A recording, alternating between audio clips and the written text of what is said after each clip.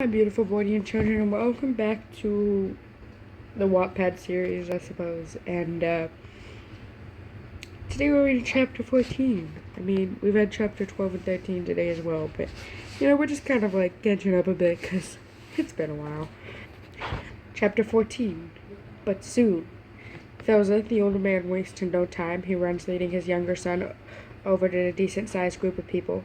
The group was surrounded by two individuals. I wonder, is this a flashback or did they catch him again? But that wasn't clear to Tommy yet. He couldn't see what was happening due to the backs of people crowding their way. Move! Tommy yells in an aggravated tone of voice. He seemed cranky and spoke like a horse. No one knew why, though. No one but Tommy. Tommy tried to get a good look at what was happening before spotting and recognizing what all of the commotion was about. In a circle of people, there was a Hispanic male, and yes, just as Philip said, Dream. The dark-haired male holds a sharp, used-up, yet strong axe up Dream's neck, right against his corte. Oh, this is a short chapter. We're gonna read the next chapter too then. Alex was bold and serious about this. He wasn't playing around, and Dream wasn't leaving, so, of course, the blonde was fighting and struggling against the tight grip in which he was binding him into place. Dream hit realization that it was no use. Alex wouldn't let go, and the blade wouldn't get away. The Hispanic male was too strong, and so Quackity did it. He caught Dream. This was great for them, but there was one thing no one paid attention to, though. Didn't something seem odd about this situation? Clay was smart. Why did he come so close to town? He was looking for George. Wouldn't someone as intelligent as him have a reason of some sort? No one knew. No one yet, at least. But soon. The blonde grunts, continuing to fight against the shorter male. But that only caused Alex to tighten his grip. Stop fucking moving, Dream, the short male demands, speaking in a very stern, deep tone of voice. Dream didn't listen for the moment. In fact, he continued to struggle, being even rougher now. You can't tell me what to do, Quackity, the man yells. Alex's eyes might as well glowed with a shade of bright red before the anger then arose. After Dream continued was obvious to everyone watching. Oh, Dream, the short male mocked Dream's own words. I can make you do anything I desire, he continues, his eyebrows lowering a bit, and I think I know you know that, don't you? Alex Hughes. The look of fear in Dream's eyes making the Hispanic male grin like some kind of sadist. Ew! Get the fuck out of here with that bullshit! You're the fucking worst, Dream. You caused so many goddamn problems. Hurt so many innocent people. And now you're gonna fucking pay, the male snaps. There's no choice in giving Clay another chance. He decided everyone here he had continued to lie and hurt. He deserved a good amount of karma, and Alex wouldn't hold back from being the one to deliver said karma. Quackity was the funniest when he was joking around his friends, but when he was serious, well, he was one of the most powerful of the individuals here. Tommy put his hand to his head. They caught him. They caught the green bastard. They caught the green Teletubby. Okay. He had to tell Tubbo that he was finally safe.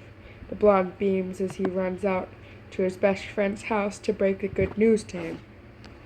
Not that many comments either. We're definitely reading the next chapter along with this. No, I don't know why, but I'm on Dream's side of and lore because it's his world. And anyway, Tommy just broke laws, and thus this saga happened. And if he could just not start fights, nothing like that would have ever happened. Same. 911. I don't know any of the lore, so I don't know what the fuck they're talking about. Right on to chapter 15. Him. May I, Toby? He asked in a deep voice, though he spoke with such sweet and gentle tone.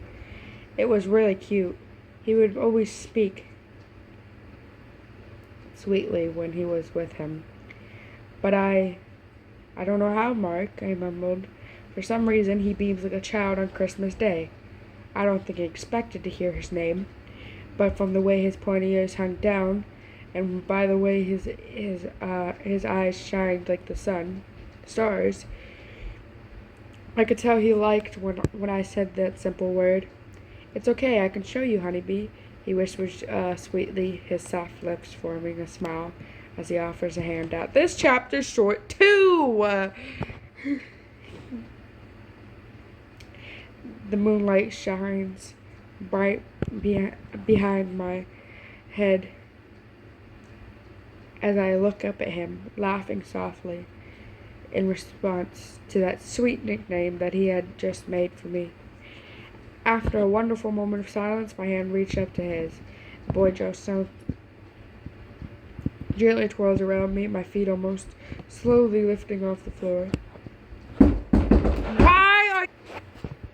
My feet almost lifting off the floor, as though it felt. The soft lips of mine curved into a gentle smile, and soon as we slowed down to a stop, he looked at me with the look of love in his eyes. He's all I think about. And I mean, when I say I don't think I could live without him. The stars shine bright, standing out in the sky, but I don't pay much attention to them. I'm too busy looking at those beautiful multicolored eyes of his. I lost my place. Mother fricker. Oh, in that moment, I feel complete. I'm home when I'm with him. He holds my hands. My feet are moving naturally as I slowly follow his lead. That was the first time he's asked me to dance. Back then, I knew I didn't know how, and maybe they'd bother some people, but it never bothered him. He always had patience for me. If I was clumsy or slow, he'd help me up or wait for me. He's always waited, as I did for him. I think it wasn't until that night, the night of our first dance, when I realized what true love was. Turns out that love isn't what they say in movies. It's not a kiss to wake up a princess or a special mission to order to save someone. It's two people, like you and me. Two people. And when they see each other, it's like a small slice of heaven. Two people whose hearts intertwine in harmony. Two songs very different from one another that meet and still have a form of beautiful melody. That's what I think love is. And he is the one who showed me. That's corny as fuck. I can't even. I'm trying not to. Ugh. I don't even know how I did this. Whatever. Come here.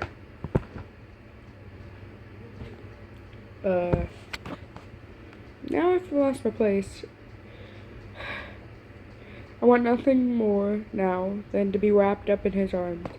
I miss the nights he'd stay up with me just because I couldn't sleep. I miss the days he'd wake up early out to surprise me with a wonderful and crafted breakfast, even though he couldn't cook for the life of him. I miss him, my sweet husband. If only you were here with me. I'll wait as long as I need, as you did for me. I'll wait days, months. I'll wait until my last day on earth, and I'll wait in the afterlife. I'll be here with you because I love you, and nothing will change that.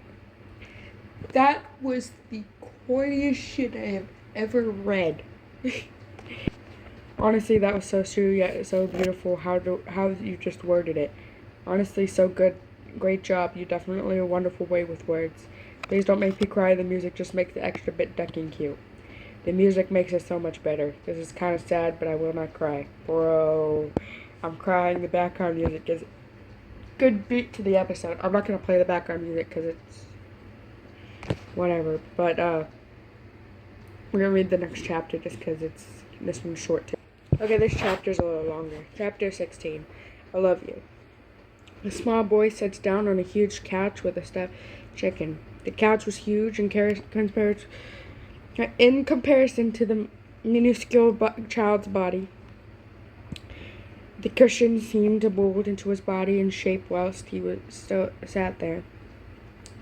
The piglet looked so small while sitting on it. The sight bringing a smile to the brunette's father's face. Michael was awake. Even though the moon shined bright outside the house's window, normally Tubbo would try hard to send the young boy to bed. But ever since the disappearance of Rambo, Tubbo had found himself more lenient. The situation of the missing Enderman wasn't only hard for Toby, but Michael too. The boy missed his father almost as much as Toby missed his beloved husband. The both of them struggled with this situation. His head turns to Tubbo's eyes quietly, making his way over to the small and sweet son, kissing his tiny head lovingly. Tubbo's kisses weren't sloppy or loud; they were just almost inaudible, and caused the small piglet to smile and close his eyes happily. His front hoof almost in his mouth, as if he were going to bite his nails, despite not having any. "I love you, hon," a gentle tone voice utters. I don't know the Lord, and I don't know who Michael is. The boy knew that those words were meant for him, smiling big once again before he tilts his head a bit to the left. "Are you sleepy yet?" the sweet young man asked quietly. The 5-year-old rapidly shakes his head no, causing Tubbo to laugh a bit. Okay, the blue-eyed boy leads on. "How about we play a game?" he offers, with intent to tire the boy out. Michael holds the 4-year-old stuffed chicken closer to his chest. It's been his favorite toy ever since his parents got it for him on his first birthday. He beams, nodding rapidly with a small, squeaky giggle. The young father grinned, thinking for a second and putting his hands on his hips. He hums in a baby voice. "How about we play cars?"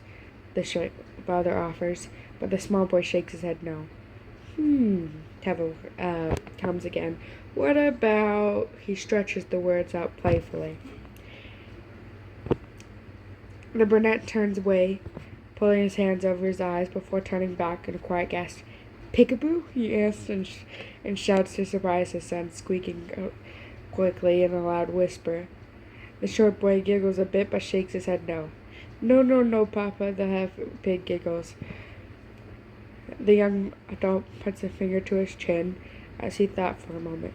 "Want to play pretend?" he offers yet another game with a smile. The small boy nods. Yes, almost immediately this time, for pretend was his favorite game to play. "Okay," Tubbo laughed softly. "What do you want to be, honey bun?" the father asked in a soft tone of voice. The 5-year-old leans up against the couch cushions and takes a long moment to think.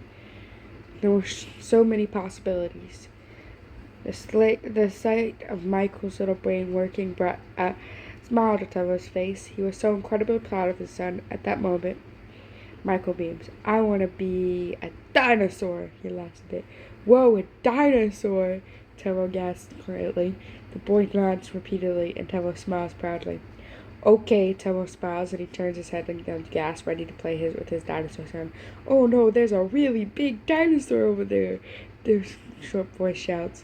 Michael giggles a bit, raising his arms like a tear. "Okay, this is cute." I don't like this. To play the role, taking big steps and stomping quietly, though he quite adorably thought his steps were loud. The brunette's eyes widened and he covered his mouth. "No, he's crushing me!" he yells with much emotion, fast walking slowly from his small son. The short pigling opened his mouth. Roar! He makes a loud sound, chasing his father around the coffee table. Tubbo soon slows down even more, fake panting. "Oh, yes, oh gosh, I think I'm lost. I lost him. Okay," he exclaims, turning his head to pretend not to see his son.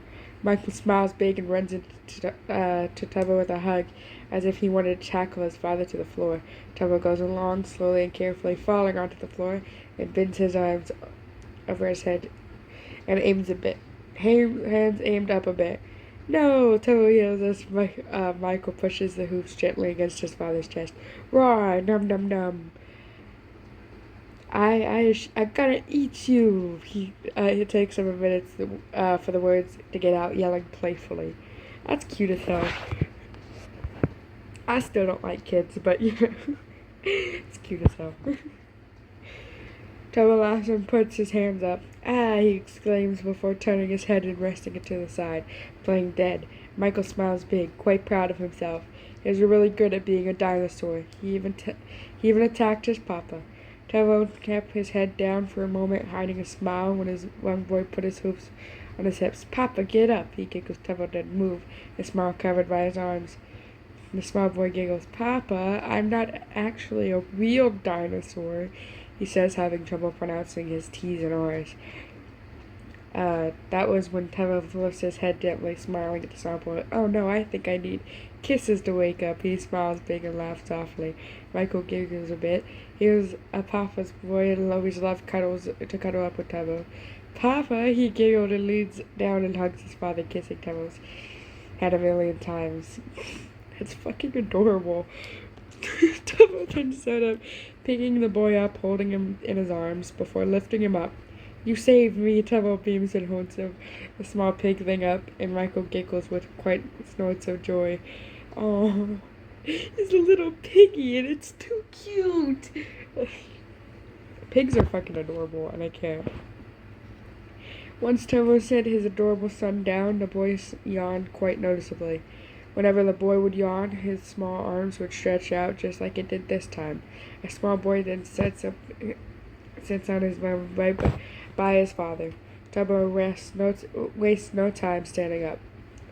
Are you tired now? The male's hand slowly and naturally lifts up to the cheek of his son. He felt so much love for the small boy, and noticing him break the lovely bond of his father and son, Michael nods slowly in response to his father's question, looking up at his father. Tubbo had been really good at distracting the boy from the fact that his other father was still missing. The adult's lips curved into a sweet smile. He wasn't thinking about that right now, or at least he was trying not to. You see, the situation really left Tubbo's head. He was constantly missing his lovely and dear husband ever since the day he didn't come home. How about I carry you to bed? The short father whispered, standing up to pick up the small boy in his arms once again, watching Michael as he reached out his shoes with his grabby hands. Grabby hands. That was when the sound of a squeaky doorknob turning caused Tubbo to look back over his shoulder. Did he forget to lock the door? He could have sworn he locked it. The brunette, expecting the mysterious person to be his best friend, Tommy was always barging into his house for no reason, and expected, especially because the short boy still had no clue about what was going on with Alex and Dream. He didn't even know that Clay was out or nearby the house in which many individuals lived. Tommy? He guesses, his voice echoing throughout the house, his tone sounding a bit quiet and tired. Uncle Tommy! The small piglin beams through Tubbo, lifting his head. He wasn't sure if Tommy was the one who walked in and didn't want to get the poor kid's hopes up for nothing. Oh no, we don't know if it's Uncle Tommy, honey. Tubbo rumbles softly, with a soft piglin crossing his arms, and pouts bitterly, just as Tommy had taught him to do a few weeks back. On another note, the father was almost always exhausted. He was constantly watching his son, and now that Ranbu was gone, he hadn't gotten much of a break unless Tommy or Philza were babysitting, and when he wasn't watching Michael, he'd be helping around the nation, or napping on those rare occasions where he could. The tired adult wipes his eyes like a child, quite exhausted. I'm gonna go see who it is, okay, Michael? The father asks. You stay here, babe. He adds casually as his son nods bitterly. I love you, Michael. Tubbo turns his head with a small smile, but Michael only turns his head bitterly. The small boy still wanted it to be Tommy who was at the door, and they still could play together, and they did the last time Tommy was over. Tubbo sighs, whilst casually and slowly dragging his feet to the other room, and over to the front door. He didn't have to open the door, for the mysterious person had already done so. Unexpectedly, a pair of blue eyes met with the multicolored eyes of a once missing lover. Words couldn't describe the excitement he felt his heart as a short young brunette. Ranbu? His face beams like a child on Christmas Day. But this was so much better than a Christmas present. The British accent echoes through the house, the house that was owned by the two. Oh my gosh, I miss you so much. The short boy's bright eyes welled up with tears of joy, excitement, shock, joy, love. Still, no words could describe the mixture of feelings that rushed to the young male's heart and head. It didn't take long before the brunette instantly runs and hugs his beloved husband. "I love you so much," the sound of Seffield followed, but the quiet sobs and joys were quite audible inside of the small yet cozy house. Tubbo was sort of mad, but he was too emotional to let it show. So instead of yelling his next word, he cried out, "Please don't ever leave me again. We were worried sick," Tubbo cried, smiling against his lover's warm chest. The sound of a subtle feeling of a heartbeat taking Tubbo to a special place in his mind and heart, a feeling of home, physical and emotional warmth, and a sense of love. But he didn't feel his arms wrap around him in return. He only felt the chilling air of the door opening before hearing Rodro suddenly shut it. Tubbo slowly backed away, looking down the side. The bluish-green-eyed boy did that when he was self-cautious, and in this case, confused. "Ranboo, what's wrong?" The brunette's smile faded quite quickly, the last of his happy tears rolling to the bottom of his chin, and then to the wooden floor. When the short boy's vision cleared, as guard was suddenly put up, he noticed the sword in his husband's hand. Tubbo knew in his heart that Ranboo would never do anything to hurt him, and so started to worry for his husband. Did he have to fight someone before showing up here? Did he have to kill someone? "Hey, baby, what's wrong?" Tubbo asked in a gentle, sweet, quiet tone of voice once again. Tubbo was a few steps away now, and he didn't really know what to think when the taller male took a step closer. Those beautiful blue eyes of Ranboo's lover widened slightly. Ranboo, what are you doing?" the short boy asked, his voice crackling slightly due to the tears of joy and the fear of the situation that had presented itself. He knew that he couldn't be in a dangerous situation. Maybe his husband was a bit spooked. That happens sometimes, after all. A pair of strong, overpowering arms lift high, almost to the ceiling, the reflection of the moonlight running down the sword, shining down the blade. The short boy looked up in horror. He didn't have time to speak or run. "Ranboo? Run!" Tubbo shouts, cutting himself off. "This isn't you." The boy fiercely sped out, walks closer, putting his hands on the tall male's chest. Maybe he was in an Indo walk.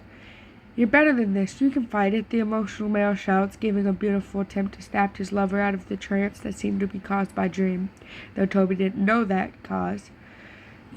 The brunette reaches up, trying to stab his husband's warm and soft hand. He knew that this wasn't him. It just wasn't. "Ranboo," the male says softly, his voice breaking in response to his body crying and new tears forming in those bluish-green eyes of his. "Mark, it's me," Tubbo says the male's name, intending to make his husband smile before gently taking the tall male's hand and putting it on his own cheek. "I'm your honeybee," he whispers. "Don't you remember? Please remember me. Please snap out of this." Tubbo thinks silently to himself. Ranboo had been quiet, but now there was a subtle look of sympathy and love in his eyes as he looked down at Tubbo. A sigh of relief escapes his lips to the shorter male as he leans into his hand that was on his cheek. I love you, Mikey," the boy whispers in a quiet and gentle tone, shutting his eyes constantly. "Who's honeybee?" the deep voice asks in the most monotone and emotionless voice. "Shit! The dream fucked this man up." I don't know any of the short boy's head lifts in a soft and short gasp, leaving his lips, his eyebrows arching as his eyes welling with tears. Suddenly those words were registered. Tubbo felt his heart shatter right in his chest.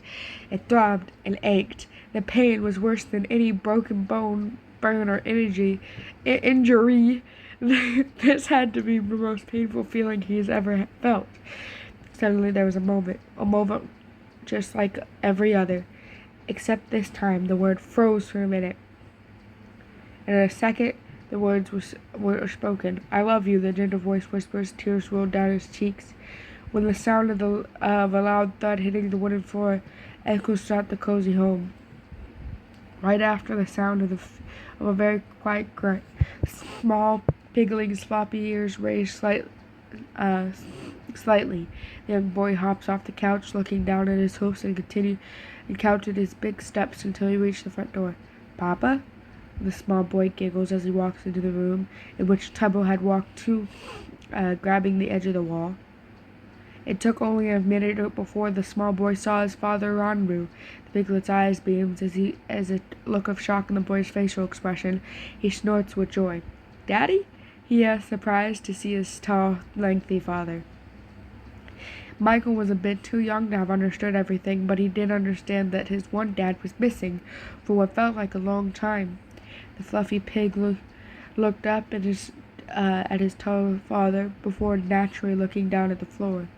The baby had only expected to see the newish wooden floor. His eyes widened, seeing something else, something unexpected. It took no time for the short boy to run, nearly tripping over his own small hoofs while trying to reach his father. "Papa!" the small boy yells as he leans down, nearly falling at an angle to hug his father. When his father didn't move to hug his son back, the baby helplessly looked over to his other dad, noticing the weapon and the blood that soaked the sharp end of it. He may have been too young to understand a lot of things, but with his big eyes that were once beaming with excitement filled with tears, he knew what had happened. The pigling put its hoofs on his father's back, shaking him a bit. "Papa?" he whined, tears streaming down his cheeks and down his hardwood floor. "Papa, get up!" The child cried louder, shaking the motionless body as much as he could with those two short arms of his. "Papa!" The small 5-year-old boy repeats, looking down at the bigger male. Snuffling with a quiet snort. After a moment of silence, he spoke again. "Oh, Papa!" The boy's voice cracked as he leans his head down on Tubbo's arm, sobbing. "Papa, please get up, please!" the boy pleaded, before his young mind trying something, kissing his father's head repeatedly, just as he'd done before when Tubbo was playing dead. When Tubbo didn't smile, sit up, or speak, salty tears continued to fall on the child's cheek. I don't want to play pretend anymore." Quiet sobs echoed throughout the house. "Please."